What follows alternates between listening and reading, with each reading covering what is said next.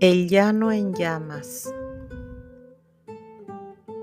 Ya mataron a la perra, pero quedan los perritos. Corrido popular. ¡Viva Petronilo Flores! El grito se vino rebotando por los paredones de la barranca y subió hasta donde estábamos nosotros. Luego se deshizo.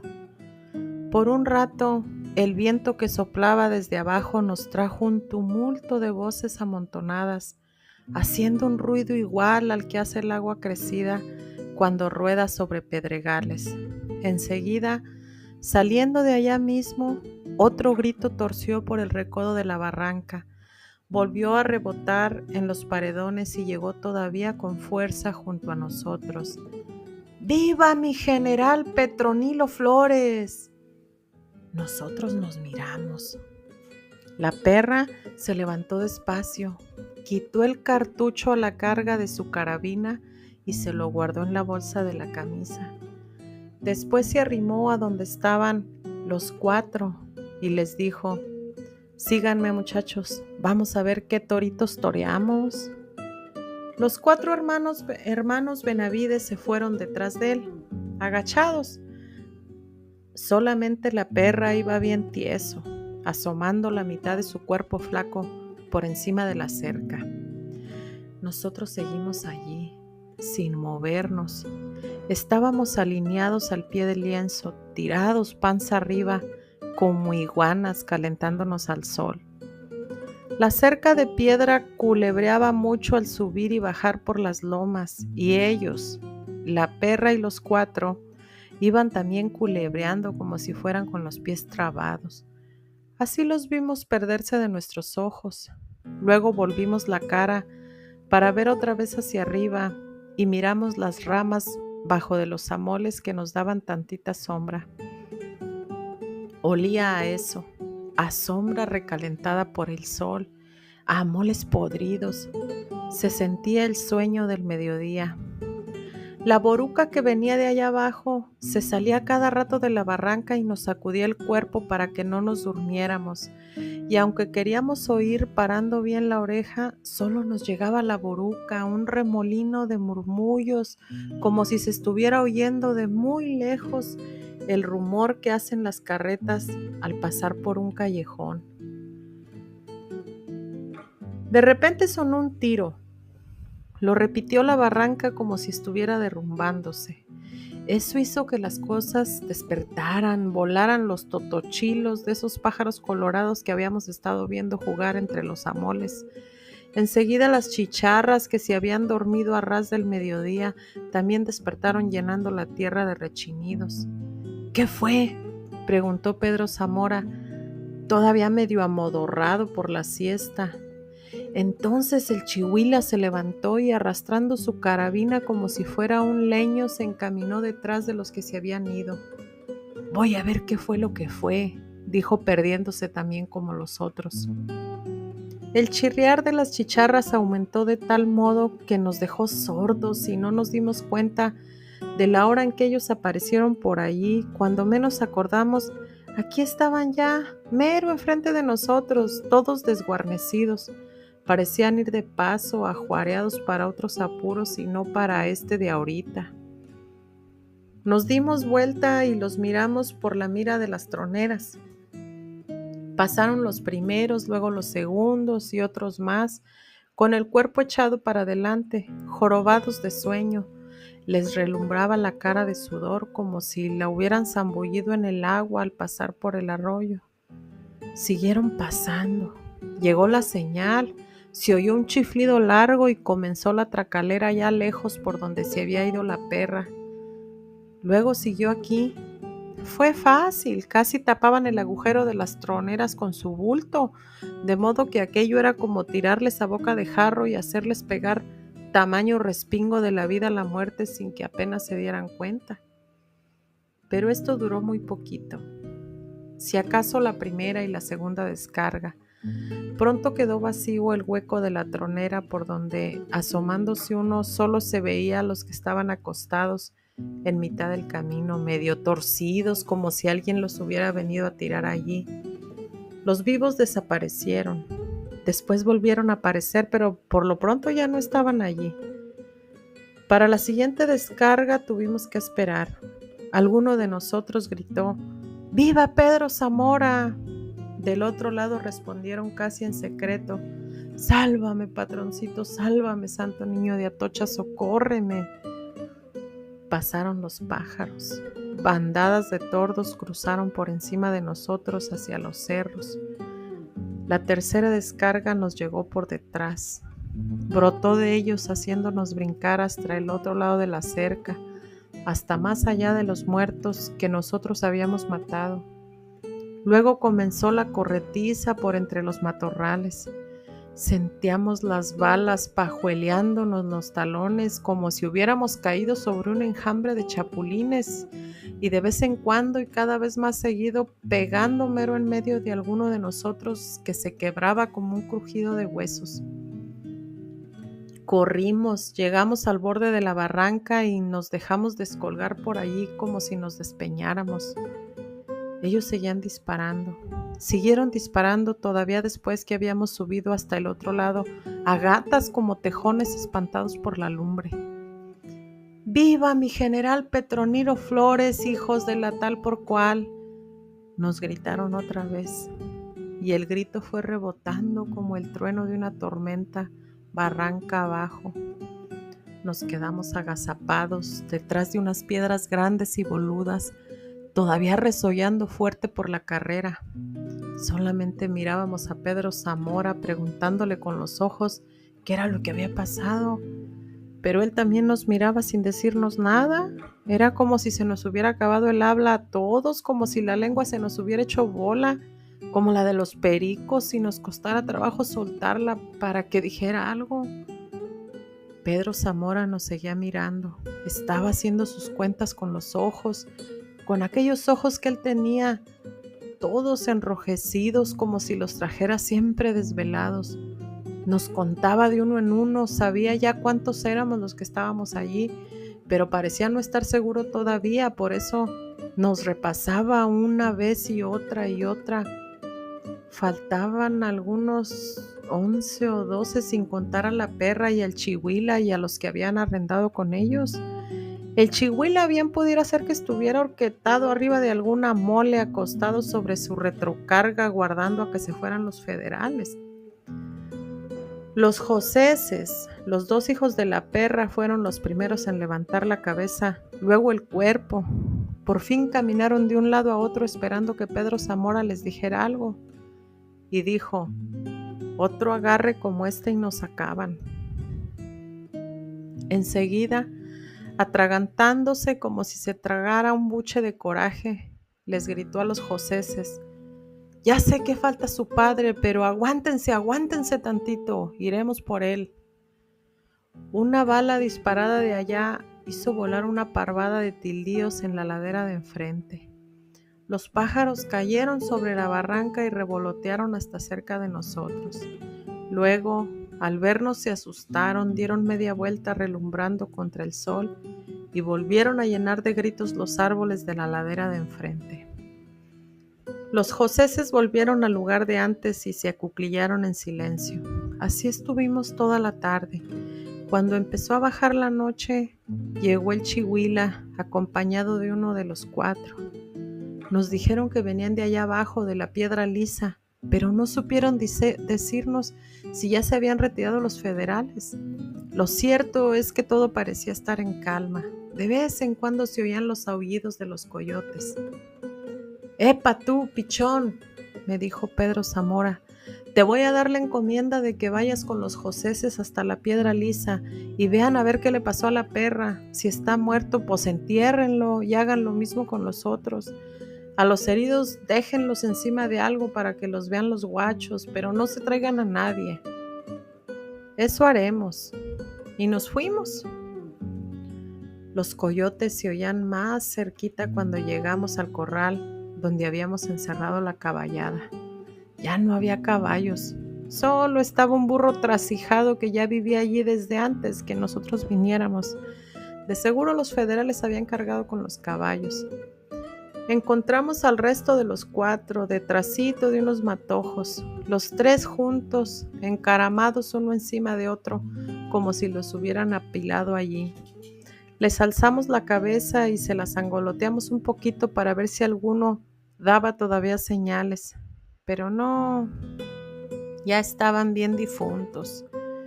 En el aguaje estaba otro de los nuestros, con las costillas de fuera como si le hubieran macheteado. Y recorriendo el lienzo de arriba abajo, encontramos uno aquí y otro más allá, casi todos con la cara renegrida. A estos los remataron, no tienen ni qué, dijo uno de los joseses. Nos pusimos a buscar a la perra, a no hacer caso de ningún otro, sino de encontrar a la mentada perra. No dimos con él. Se lo han de haber llevado, pensamos, se lo han de haber llevado para enseñárselo al gobierno, pero aún así seguimos buscando por todas partes entre el rastrojo. Los coyotes seguían aullando. Siguieron aullando toda la noche. Pocos días después, en el Armería, al ir pasando el río, nos volvimos a encontrar con Petronilo Flores. Dimos marcha atrás, pero ya era tarde. Fue como si nos fusilaran. Pedro Zamora pasó por delante haciendo galopar aquel macho barcino y chaparrito que era el mejor animal que yo había conocido. Y detrás de él, nosotros en manada, agachados sobre el pescuezo de los caballos. De todos modos, la matazón fue grande. No me di cuenta de pronto por qué me hundí en el río debajo de mi caballo muerto y la corriente nos arrastró a los dos lejos hasta un remanso bajito de agua y lleno de arena. Aquel fue el último agarre que tuvimos con las fuerzas de Petronilo Flores. Después ya no peleamos. Para decir mejor las cosas, ya teníamos algún tiempo sin pelear, solo de andar huyendo en el bulto. Por eso resolvimos remontarnos los pocos que quedamos, echándonos al cerro para escondernos de la persecución. Y acabamos por ser unos grupitos tan ralos que ya nadie nos tenía miedo. Ya nadie corría gritando, ¡allí vienen los de Zamora! Había vuelto la paz al Llano Grande, pero no por mucho tiempo. Hacía cosa de 8 meses que estábamos escondidos en el escondrijo del cañón del Tocín, allí donde el río Armería se encajona durante muchas horas para dejarse caer sobre la costa. Esperábamos dejar pasar los años para luego volver al mundo cuando ya nadie se acordara de nosotros. Habíamos comenzado a criar gallinas y de vez en cuando subíamos a la sierra en busca de venados. Éramos 5, casi 4, porque a uno de los joseses se le había gangrenado una pierna por el balazo que le dieron abajito de la nalga, allá cuando nos balacearon por detrás. Estábamos allí, empezando a sentir que ya no servíamos para nada y de no saber que nos colgarían a todos, hubiéramos ido a pacificarnos.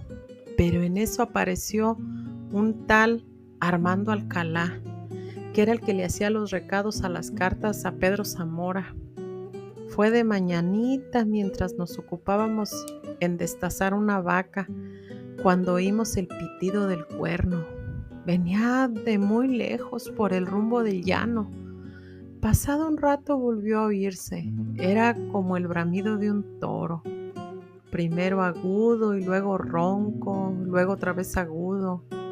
El eco lo alargaba más y lo traía aquí cerca hasta que el ronroneo del río lo apagaba. Y ya estaba para salir el sol cuando el tal Alcalá se dejó ver asomándose por entre los sabinos. Traía terciadas 2 carrilleras con cartuchos del 44 y en las ancas de su caballo venía atravesado un montón de rifles como si fuera una maleta. Se apió del macho, nos repartió las carabinas y volvió a hacer la maleta con las que le sobraban. Si no tienen nada urgente que hacer de hoy a mañana, pónganse listos para salir a San Buenaventura. Allí los está guardando Pedro Zamora. En mientras yo voy un poquito más abajo a buscar a los zanates, luego volveré. Al día siguiente volvió, ya de atardecida, Y así con él venían los anates. Se les veía la cara prieta entre el pardear de la tarde. También venían otros 3 que no conocíamos. En el camino conseguiremos caballos, nos dijo, y los seguimos. Desde mucho antes de llegar a San Buenaventura, nos dimos cuenta de que los ranchos estaban ardiendo. De las trojes de la hacienda se alzaba más alta la llamarada, como si estuviera quemándose un charco de aguarrás. Las chispas volaban y se hacían rosca en la oscuridad del cielo, formando grandes nubes alumbradas. Seguimos caminando de frente, encandilados por la luminaria de San Buenaventura, como si algo nos dijera que nuestro trabajo era estar allí para acabar con lo que quedara.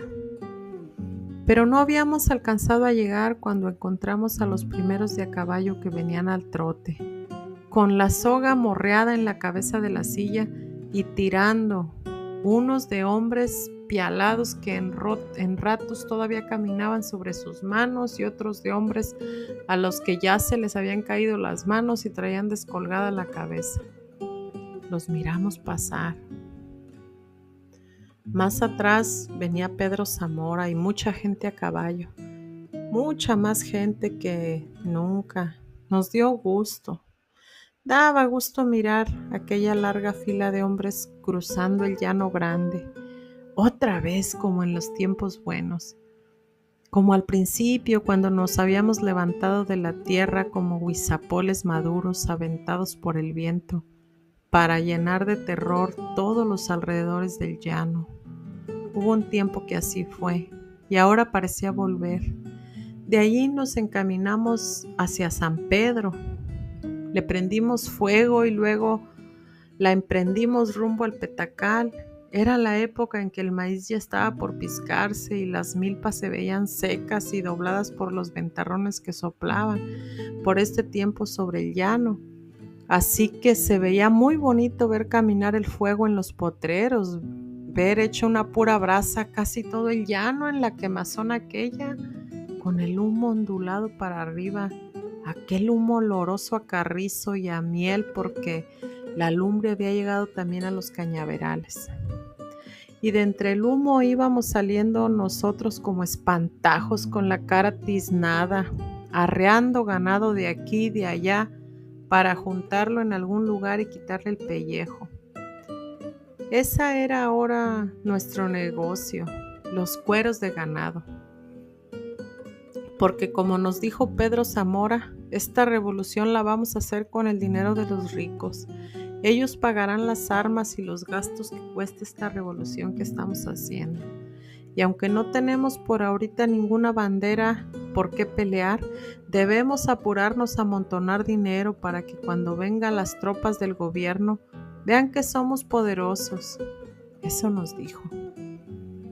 Y cuando al fin volvieron las tropas, se soltaron matándonos otra vez como antes, no con la misma facilidad. Ahora se veía a leguas que nos tenían miedo, pero nosotros también les teníamos miedo. Era de verse cómo se nos atoraban los huevos en el pescuezo con solo oír el ruido que hacían sus guarniciones o las pezuñas de sus caballos al golpear las piedras de algún camino donde estábamos esperando para tenderles una emboscada. Al verlos pasar, casi sentíamos que nos miraban de reojo y como diciendo, ya los ventaneamos, nomás nos estamos haciendo disimulados. Y así parecía ser, porque de buenas a primeras se echaban sobre el suelo, afortinados detrás de sus caballos, y nos resistían allí hasta que otros nos iban cercando poquito a poco, agarrándonos como a gallinas acorraladas. Desde entonces supimos que a ese paso no íbamos a durar mucho, aunque éramos muchos. Y es que ya no se trataba de aquella gente del general Urbano que nos habían echado al principio y que se asustaban a puros gritos y sombrerazos. Aquellos hombres sacados a la fuerza de sus ranchos para que nos combatieran y que solo cuando nos veían poquitos se iban sobre nosotros. Esos ya se habían acabado. Después vinieron otros, pero estos últimos eran los peores. Ahora era un tal Olachea con gente aguantadora y entrona, con alteños traídos desde Teocaltiche.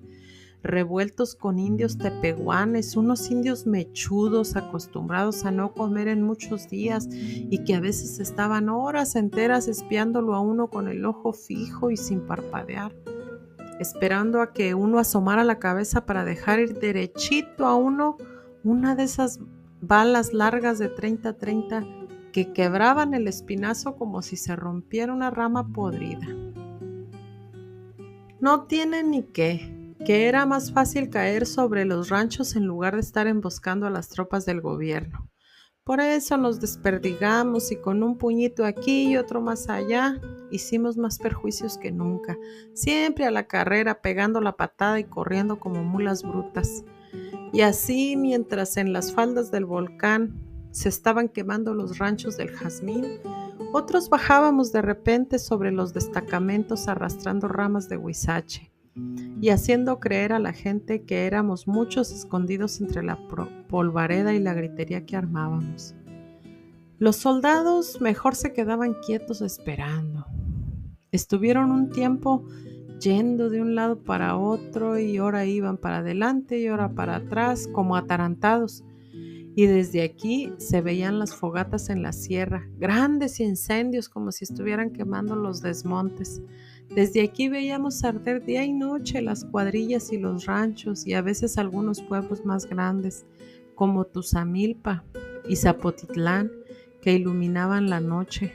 Y los hombres de Olachea salían para allá forzando la marcha, pero cuando llegaban comenzaban a arder Totolimizpa, muy acá, muy atrás de ellos. Era bonito ver a aquellos salir de pronto de la maraña de los tepesmezquites cuando ya los soldados iban con sus ganas de pelear y verlos atravesar el llano vacío sin enemigo al frente, como si se zambulleran en el agua honda y sin fondo que era aquella gran herradura del llano encerrada entre montañas. Quemamos el cuestecomate y jugamos allá a los toros. A Pedro Zamora le gustaba mucho este juego del toro. Los federales se habían ido por el rumbo de Autlán en busca de un lugar que le dicen La Purificación, donde según ellos estaba la nidada de bandidos de donde habíamos salido nosotros. Se fueron y nos dejaron solos en el cuestecomate.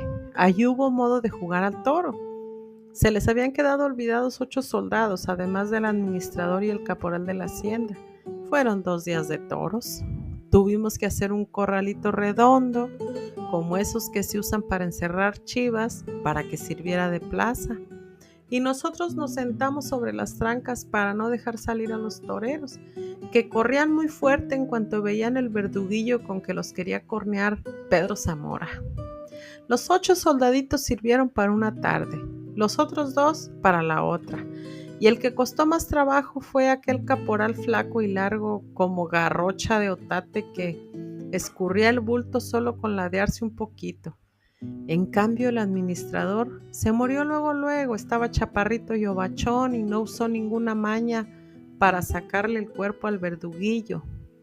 Se murió muy callado, casi sin moverse, y como si él mismo hubiera querido ensartarse. Pero el caporal sí costó trabajo. Pedro Zamora les había prestado una cobija a cada uno, y esa fue la causa de que al menos el caporal se haya defendido también de los verduguillos con aquella pesada y gruesa cobija, pues en cuanto supo a qué atenerse, se dedicó a sangolotear la cobija contra el verduguillo que se le dejaba ir derecho, y así lo capoteó hasta cansar a Pedro Zamora. Se veía a las claras lo cansado que ya estaba de andar correteando al caporal sin poder darle sino unos cuantos pespuntes. Y perdió la paciencia, dejó las cosas como estaban y de repente, en lugar de tirar derecho como lo hacen los toros, le buscó al del cuastecomate las costillas con el verduguillo, haciéndole a un lado la cobija con la otra mano. El caporal pareció no darse cuenta de lo que había pasado, porque todavía anduvo un buen rato sacudiendo la frazada de arriba abajo, como si se anduviera espantando las avispas. Solo cuando vio su sangre dándole vueltas por la cintura dejó de moverse. Se asustó y trató de taparse con sus dedos el agujero que se le había hecho en las costillas, por donde le salía en un solo chorro la cosa aquella colorada que lo hacía ponerse más descolorido. Luego se quedó tirado en medio del corral, mirándonos a todos. Y allí se estuvo hasta que lo colgamos, porque de otra manera hubiera tardado mucho en morirse. Desde entonces Pedro Zamora jugó al toro más seguido mientras hubo modo. Por ese tiempo casi todos éramos abejeños, desde Pedro Zamora para abajo. Después se nos juntó de otras partes los indios güeros de Zacualco, zancozotes y con caras como de requesón, y aquellos otros de la tierra fría que se decían de Mazamitla y que siempre andaban ensarapados como si a todas horas estuviera cayendo las aguas nieves. A estos últimos se les quitaba el hambre con el calor y por eso Pedro Zamora los mandó a cuidar el puerto de los volcanes, allá arriba donde no había sino pura arena y rocas lavadas por el viento. Pero los indios güeros pronto se encariñaron con Pedro Zamora y no se quisieron separar de él. Iban siempre pegaditos a él, haciéndole sombra y a todos los mandados que él quería que hicieran. A veces hasta se robaban las mejores muchachas que había en los pueblos para que él se encargara de ellas. Me acuerdo muy bien de todo. De las noches que pasábamos en la sierra caminando sin hacer ruido y con muchas ganas de dormir. Cuando ya las tropas nos seguían de muy cerquita el rastro. Todavía veo a Pedro Zamora con su cobija solferina enrollada en los hombros, cuidando que ninguno se quedara rezagado. ¡Epa tú, Pitacio! ¡Métele espuelas a ese caballo! Y usted no se me duerma, Reséndiz, que lo necesito para platicar. Sí, él nos cuidaba. Íbamos caminando mero en medio de la noche con los ojos aturdidos de sueño y con la idea ida, pero él que nos conocía a todos nos hablaba para que levantáramos la cabeza. Sentíamos aquellos ojos bien abiertos de él que no dormían y que estaban acostumbrados a ver de noche y a conocernos en lo oscuro. Nos contaba a todos de uno en uno, como quien está contando dinero. Luego se iba a nuestro lado. Oíamos las pisadas de su caballo y sabíamos que sus ojos estaban siempre alerta. Por eso todos, sin quejarnos del frío ni del sueño que hacía, callados lo seguíamos como si estuviéramos ciegos. Pero la cosa se descompuso por completo desde el descarrilamiento del tren en la cuesta de Sayula. De no haber sucedido eso, quizá todavía estuviera vivo Pedro Zamora y el Chino Arias y el Chihuila y tantos otros, y la revuelta hubiera seguido por el buen camino. Pero Pedro Zamora le picó la cresta al gobierno con el descarrilamiento del tren de Sayula. Todavía veo las luces de las llamaradas que se alzaban allí, donde apilaron a los muertos. Los juntaban con palas o los hacían rodar como troncos hasta el fondo de la cuesta.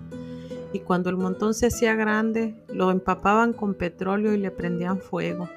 La gedentina se la llevaba el aire muy lejos y muchos días después todavía se sentía el olor a muerto chamuscado.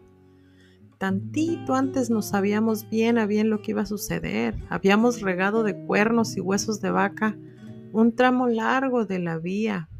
Y por si esto fuera poco, habíamos abierto los rieles allí donde el tren iría a entrar en la curva. Hicimos eso y esperamos. La madrugada estaba comenzando a dar luz a las cosas. Se veía ya casi claramente a la gente apeñuscada en el techo de los carros. Se oía que algunos cantaban. Eran voces de hombres y de mujeres. Pasaron frente a nosotros todavía medio ensombrecido por la noche, pero pudimos ver que eran soldados con sus galletas. Esperamos. El tren no se detuvo.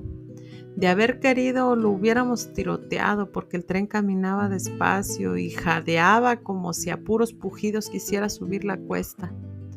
Hubiéramos podido hasta platicar con ellos un rato, pero las cosas eran de otro modo. Ellos empezaron a darse cuenta de lo que les pasaba cuando sintieron bambolearse los carros, cimbrarse el tren como si alguien lo estuviera sacudiendo. Luego la máquina se vino para atrás, arrastrada y fuera de la vía por los carros pesados y llenos de gente. Daba unos silbatazos roncos y tristes y muy largos, pero nadie la ayudaba. Seguía hacia atrás arrastrada por aquel tren que no se le veía fin hasta que le faltó tierra y yéndose de lado cayó al fondo de la barranca. Entonces los carros la siguieron uno tras otro a toda prisa, tumbándose cada uno en su lugar allá abajo. Después de todo se quedó en silencio como si todos, hasta nosotros, nos hubiéramos muerto. Así pasó aquello. Cuando los vivos comenzaron a salir de entre las astillas de los carros, nosotros nos retiramos de ahí, acalambrados de miedo. Estuvimos escondidos varios días, pero los federales nos fueron a sacar de nuestro escondite. Ya no nos dieron paz, ni siquiera para mascar un pedazo de cecina en paz. Hicieron que se nos acabaran las horas de dormir y de comer y que los días y las noches fueran iguales para nosotros. Quisimos llegar al cañón del Tocín, pero el gobierno llegó primero que nosotros. Faldeamos el volcán, subimos a los montes más altos y allí, en ese lugar que le dicen el camino de Dios, encontramos otra vez el gobierno tirando a matar. Sentíamos cómo bajaban las balas sobre nosotros en rachas apretadas, calentando el aire que nos rodeaba. Y hasta las piedras detrás de lo que nos escondíamos se hacían trizas una tras otra como si fueran terrones. Después supimos que eran ametralladoras, aquellas carabinas con que disparaban ahora sobre nosotros y que dejaban hecho una coladera el cuerpo de uno. Pero entonces creíamos que eran muchos soldados por miles y todo lo que queríamos era correr de ellos. Corrimos lo que pudimos. En el camino de Dios se quedó el Chihuila, atejonado detrás de un madroño con la cobija envuelta en el pescuezo, como si estuviera defendiéndose del frío. Se nos quedó mirando cuando nos íbamos, cada quien por su lado, para repartirnos la muerte. Y él pareciera estar riéndose de nosotros con sus dientes pelones colorados de sangre. Aquella desparramada que nos dimos fue buena para muchos, pero a otros les fue mal. Era raro que nos viéramos colgados de los pies, algunos de los nuestros en cualquier palo de algún camino. Allí duraban hasta que se hacían viejos y se arriscaban como pellejos sin curtir. Los sopilotes se los comían por dentro, sacándoles las tripas hasta dejar la pura cáscara. Y como los colgaban alto, allá se estaban campeando al soplo del aire muchos días, a veces meses, a veces ya nada más las puras tilangas de los pantalones bulléndose con el viento, como si alguien les hubiera puesto a secar ahí. Y uno sentía que la cosa ahora sí iba de veras al ver aquello. Algunos ganamos para el Cerro Grande y arrastrándonos como víboras pasábamos el tiempo mirando hacia el llano, hacia aquella tierra de allá abajo donde habíamos nacido y vivido y donde ahora nos estaban aguardando para matarnos. A veces hasta nos asustaba la sombra de las nubes. Hubiéramos ido de buena gana a decirle a alguien que ya no éramos gente de pleito y que nos dejaran estar en paz, pero de tanto daño que hicimos por un lado y otro, la gente se había vuelto matrera y lo único que habíamos logrado era agenciarnos enemigos. Hasta los indios de acá arriba ya no nos querían, dijeron que les habíamos matado sus animalitos. Y ahora cargan armas que les dio el gobierno y nos han mandado decir que nos matarán en cuanto nos vean. No queremos verlos, pero si los vemos los matamos, nos mandaron decir. De este modo se nos fue acabando la tierra. Casi no nos quedaba ya ni el pedazo que pudiéramos necesitar para que nos enterraran. Por eso decidimos separarnos los últimos, cada quien arrendando por distinto rumbo. Con Pedro Zamora anduve casi de 5 años. Días, buenos días, malos, se ajustaron 5 años. Después ya no lo volví a ver. Dicen que se fue a México detrás de una mujer y que por allá lo mataron. Algunos estuvimos esperando a que regresara, que cualquier día apareciera de nuevo para volvernos a levantar en armas, pero nos cansamos de esperar. Es todavía la hora en que no ha vuelto. Lo mataron por allá. Uno que estuvo conmigo en la cárcel me contó eso de que lo habían matado. Yo salí de la cárcel hace 3 años. Me castigaron allí por muchos delitos, pero no porque hubiera andado con Pedro Zamora. Eso no lo supieron ellos. Me agarraron por otras cosas, entre otras por la mala costumbre que yo tenía de robar muchachas. Ahora vive conmigo una de ellas, quizá la mejor y más buena de todas las mujeres que había en el mundo. La que estaba allá afuera de la cárcel, esperando quién sabe desde cuándo que me soltaran. Pichón, te estoy esperando a ti, me dijo. Te he estado esperando desde hace mucho tiempo. Yo entonces pensé que me esperaba para matarme. Allá como entre sueños me acordé de quién era ella. Volví a sentir el agua fría de la tormenta que estaba cayendo sobre Telcampana. Esa noche que entramos ahí y arrasamos el pueblo, casi estaba seguro de que su padre era aquel viejo al que le dimos su aplaque cuando ya íbamos de salida, al que alguno de nosotros le deserrejó un tiro en la cabeza mientras yo me echaba a su hija sobre la silla del caballo y le daba unos cuantos coscorrones para que se calmara y no me siguiera mordiendo. Era una muchachita de unos 14 años, de ojos bonitos, que me dio mucha guerra y me costó buen trabajo amansarla. Tengo un hijo tuyo, me dijo después. Ahí está. Y apuntó con el dedo a un muchacho largo con los ojos azorados. Quítate el sombrero para que te vea tu padre. Y el muchacho se quitó el sombrero. Era igualito a mí y con algo de maldad en la mirada. Algo de eso tenía que haber sacado de su padre. También a él le dicen el pichón, volvió a decir la mujer, aquella que ahora es mi mujer. Pero él no es ningún bandido ni ningún asesino, él es gente buena. Yo agaché la cabeza.